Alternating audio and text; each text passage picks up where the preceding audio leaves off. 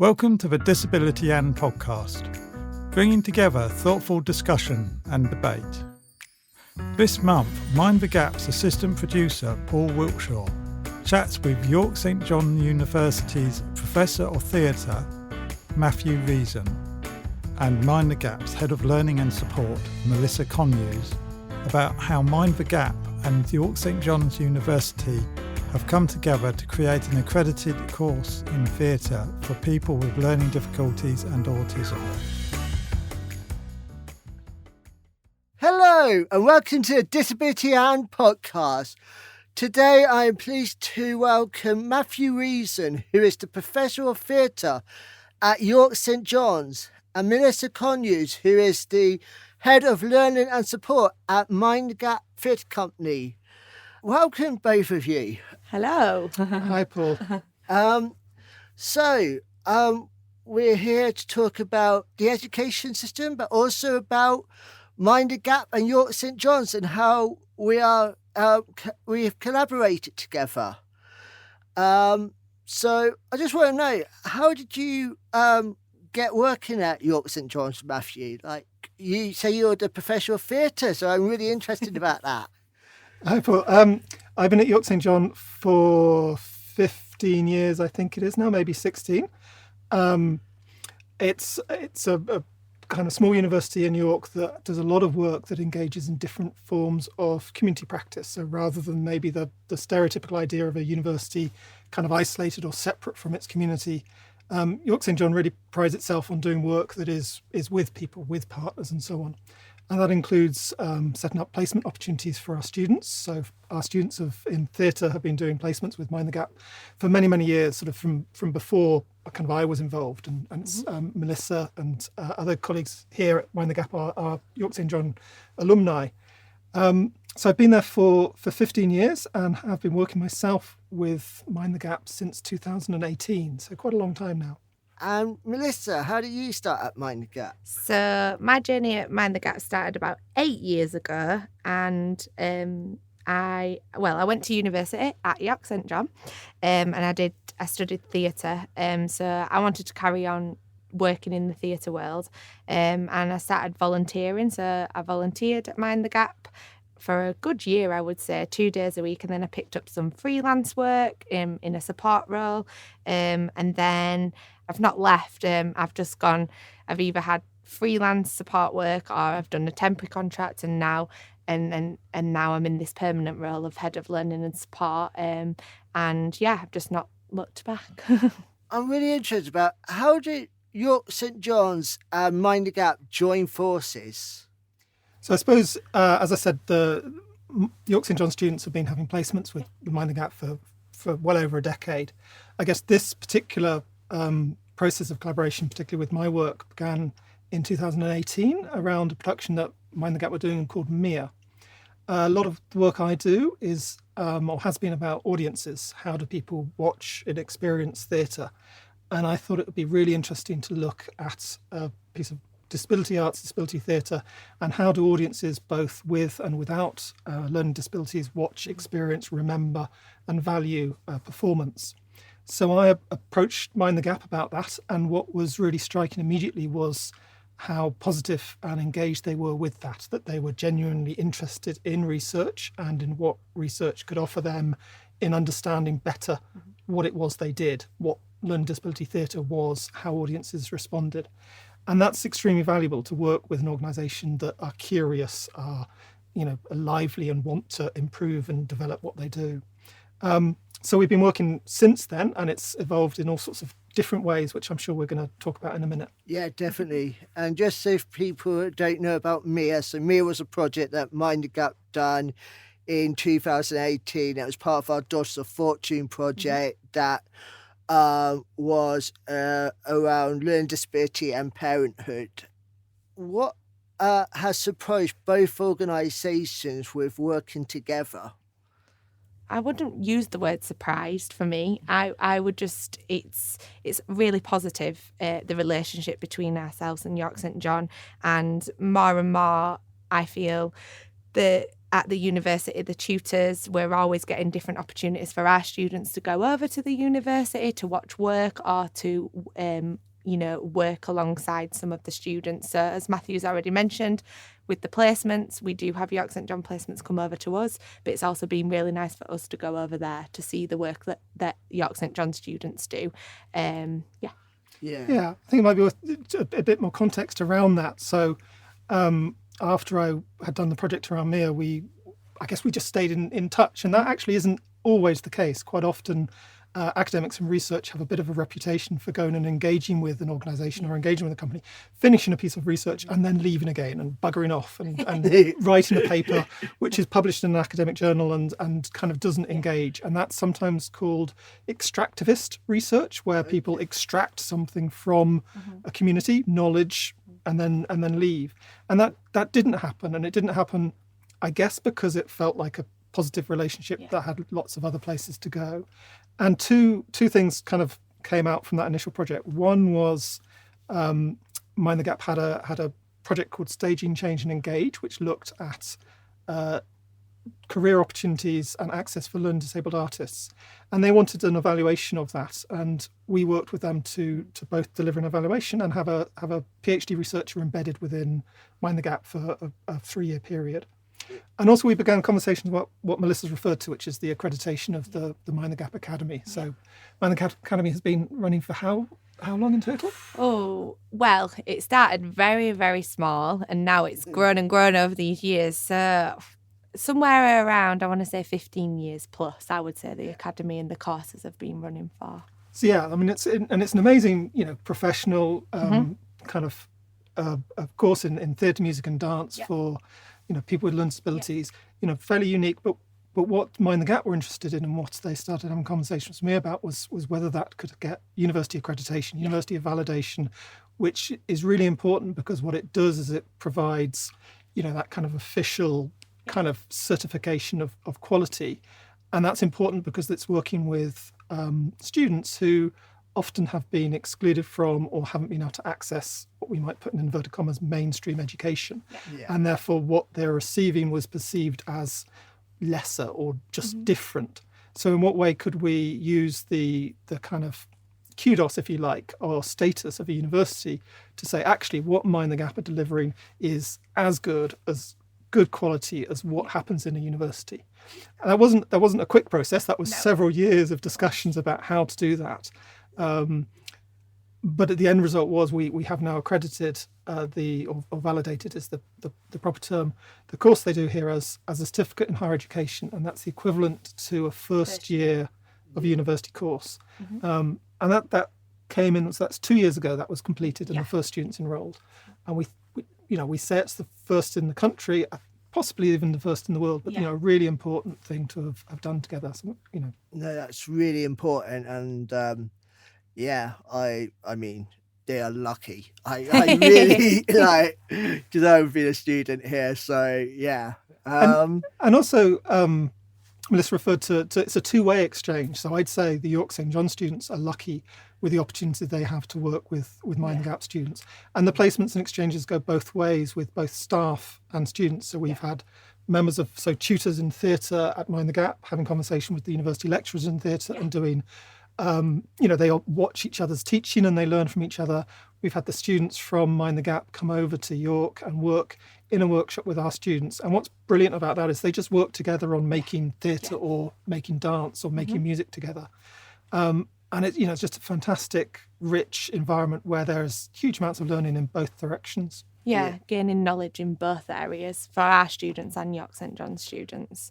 And I think in year one when we came for a visit and we just were joining in music and theatre workshops with the York St John students, and it just felt great. And I've like you already said, it's just so positive, like the exchange between both of us. No, and I've definitely seen that when I've been seeing the York St John students over in the building, and I can remember when they've come over when I was a student here, and so it does mean it has been quite a long time, Rich, but it's great to hear like how both organisations are gaining from that. I really want to talk about the creation of the Doodle Book, which has had a massive impact and has actually gone to Europe and Australia, I Yeah, think. worldwide, yeah. So it's gone worldwide.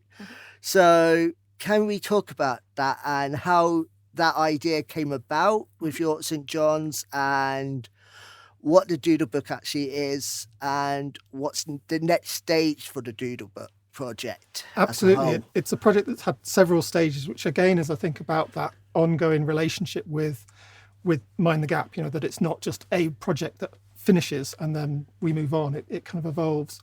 So the origin of it was a question which Mind the Gap had about supporting the artists reflect upon their work and engage in critique about their work. So rather than just everything being good, what are the ways in which we can have conversations about arts practice which are nuanced and reflective and critical in a way that makes the practice better? So I worked with them to explore and experiment with different ways. There's a very well-known technique by Liz Lerman on critical reflection, so we did that with the artists. But from that, we kind of felt that wasn't quite what we wanted. So we developed a doodle book, and we did that with the artists from Mind the Gap. We ran workshops with them about what almost the journey was in making a piece of theatre, from initial ideas, what is it about? Where do I begin? Through to doing things, through to then reflecting upon what you did. And we were inspired by a couple of resources. There's a journal called Wreck This Journal by Carey Smith, and a resource called The Artist's Way by Jean Cameron, that have tasks in. And those tasks are what's called open. So you can do the same task lots of times and get a different result from it. So we wanted to create a thing a bit like that was really accessible, that could be done by a Mind the Gap student or a York St John's student, and would be just as useful for any of them. So we developed this, I guess we date things by COVID now, don't we? So it was just before COVID. And as you said, we worked with two of Mind the Gap's partners in Loiseau-Mouche, who are in France, and Moonstretton. And we even had versions of this in Swedish and French for a residency at Mind the Gap. I never knew that. I never knew that. That is really interesting. So we used it in that context, and then COVID happened, and Mind the Gap had, along with everybody else in the country, had to close the building. Yeah. All the artists had to go and work from home, and so for the performing arts, which are used to working in a studio, in person, together, that was a major disruption. And they just happened to have this resource, the Doodle Book, with them, and they could send the artists home with that. And they found it worked really well on Zoom to have this resource that you had in your hand at the same time as you were in a group with other people. And, you all had the same thing, and it was physical as well as virtual. So we quite opportunistically applied for some funding from what's called UKRI, that's a UK Research and Innovation. And they had a funding call out specifically around COVID, and we put in for funding, and we got that. And essentially that allowed us to deliver the Doodle Book session nationally.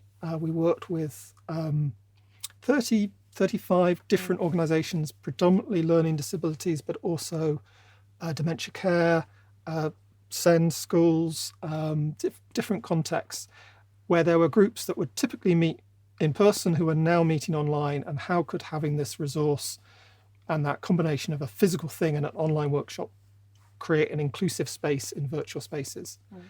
We worked with Vicky Ackroyd and Totally Inclusive People, and it was really successful, almost joyful experience during lockdown, during all those kind of traumas of isolation, to have this shared project to work on. I took part in it myself, and it really had come up with some good ideas for projects that I wanted to work on. Can you remember anything in particular that you kind of... There was tasks of where it was free choice, like 3 things to make a project start at the beginning. And it really just got me thinking about how to start a project and things like that. So, and yeah, when we worked with Vicky, it was just creative. So, and just being part of that team during COVID, it felt like it meant more in a sense, because it was like, it was all put in one thing together. So the Doodle Book really helped, especially mental health, actually. I would say my mental health actually improved because of the Doodle Book. That's really great to hear. And we had comments like that from other participants around the country, that in those times it felt like something creative and positive, and that rather than online spaces being a lesser than, in what way could they be truly inclusive and accessible in a way that actually, when we get to the end of COVID, we realise, we all want to work in person again, but actually in the context of disability, there is something that online spaces can do that real world spaces can't do. So that was the focus of that as a piece of research, as well as working with Mind the Gap to deliver something that was really needed during the lockdowns. Definitely. And what's next for that? So it's actually just today we're upstairs in Mind the Gap, and just before we've been downstairs in one of the studios on the first or second meeting of a project called I'm Me. Okay. So this is a continuation of the Doodlebook, possibly even Doodlebook 3, I guess. One of the feedbacks we had from that project during COVID was that it was a really interesting way of exploring difficult questions in an open, accessible, creative way. That project wasn't about that, but felt that there was something about the Doodlebook that would enable that. And we'd also worked with, as I said, a whole network of arts organisations, so we felt like we had people who were really kind of keen and interested to continue the project. So we've just we together, York St John and Mind the Gap applied for funding from the Arts and Humanities Research Council, which we received for a 2-year project. So it's a much bigger project to explore the potential of using that structure of open tasks to explore in a creative way questions about identity, questions about representation, and questions about voice with learning disabled artists. So we're literally starting that this month, and that'll be carrying on for the next 2 years. So 2025 is when, which seems so much is happening in 2025 at the moment. So, okay, so that's great. And I'm really excited about what you find out and how that's going to go on in the future. And I'm hoping you'll be able to come back and give us more information about that in future. Absolutely. If you're advising other organisations about collaborating, what advice would you give? I think that's a really good question from really both directions, from a university and an organisation. Melissa, we were looking at each other to decide who was going to go first. Who's going to go first? Yeah. No, it's a really great question, is that, Paul? I was thinking about this question, and one of the first things that came to my head was being open. So being open with each other in when you're working on whatever it is that you're working on. And it's something that you've already said, Matthew, in terms of how if you've come in to work with a company and sometimes, you might not stay in touch with people. And I think there is something said from that. So, getting to know a company, coming in and seeing how each other work and so on, and just building that relationship. And then as time goes by, that relationship will then build and be stronger and stronger. And then that's kind of, if that's advice, what I've just gave, I don't know. I think it's great advice to be open. To be open and to just really work on building that relationship, because I feel like that's what's happened here. Because it can turn into something really great and exciting. And now, obviously, our Performance Academy course is, validated by York St John, which is just brilliant for our students and for, the next cohort of students who we will be recruiting for in this next year or so. And Matthew? Completely agree with all of that. I think viewing relationships as an outcome in its own right, so doing things without maybe a sense of there being always something definite or particular that has to come out of it, that there's a phrase that's something, hanging out together, spending time, building a relationship, being a positive, concrete outcome in its own right. And from both perspectives, that can be a challenge because we're all time poor. So sometimes it can feel like, you've got to have an outcome, you've got to have a particular thing that can come out of this. So spending time to invest in that, being genuinely curious and open about what it is, and also being genuinely willing to change what you do and how you do it. And again, that goes in both directions. So I have worked occasionally with partners in the arts sector who didn't really want to change. They quite liked the idea of engaging in research, but they didn't. They thought what they did was fine. They didn't. And I'm not saying it's about changing radically, and I'm not saying that it's about what you do isn't fine. But we all know we can learn and we can develop. And the same for a researcher, knowing that the idea you come in with might not work, that you've got to make it work in the real world context and setting, and it's got to be valuable to your partner as well as yourself. So anything that's one way or anything that's extractivist just is going to fail in the end. But yeah, I think it's relationship building and spending time and developing a sense of trust that in the end will really, really pay dividends. And talking about that, what has both organisations enjoyed about working together? You've talked so much. You probably have answered this question, but if there's anything else that you want to add on to that.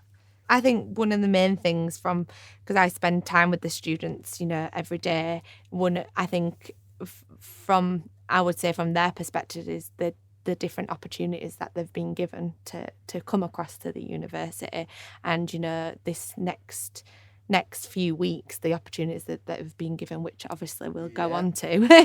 But yeah, I can see it from their perspective, and and just the end, knowing that at the end of the 3 years that they will be accredited at a level 4 in a certificate in higher education. I think that I would.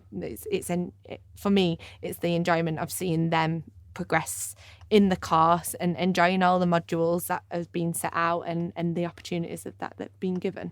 Yeah, when I was just downstairs, one of the Mind the Gap students recognised me from when she'd visited York St John and was all excited because they're coming over in a couple of weeks to visit a dance trail that our students are running. So we've got a second year module on site-specific dance that connects with a module you have, which is on dance choreography. Yeah. And, there's a chance for them to work together on that. And, she was, excited about that. And our students will have a curious, interested, provocative audience from the Mind the Gap students. There's a really nice exchange there, and those opportunities which feed throughout. The other thing I guess I enjoy working about Mind the Gap is, it's always a fantastic place to visit, always made really welcome, and that that feels small but is actually really significant. So feeling that it's a place where research is genuinely interested in and can have genuine impact is really important. That's great. And final question is, what exciting projects are coming up? Yeah, so as Matthew's mentioned, in a couple of weeks, our students are going over to York on Tuesday the 23rd of May and to be part of the dance trail in York, and that starts at the university and then happens throughout York. And then another really exciting thing in June, our students are performing their final end of year showcase at York St John University in the Creative Centre, and that's on the 15th of June. So I want to really say a big thank you to Matthew and to you, Melissa, for being here. Thank you, Paul. The next podcast will be next month with Disability Arts Online, and in 2 months' time there'll be another podcast by me. So thank you very much, take care, and thank you for listening.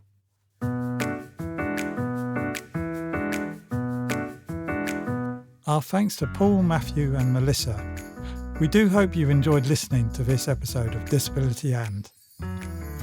Next month, founding editor of Disability Arts Online, Colin Hanbrook, writer and actor Jasmine Tien, about her career and her association with extant theatre.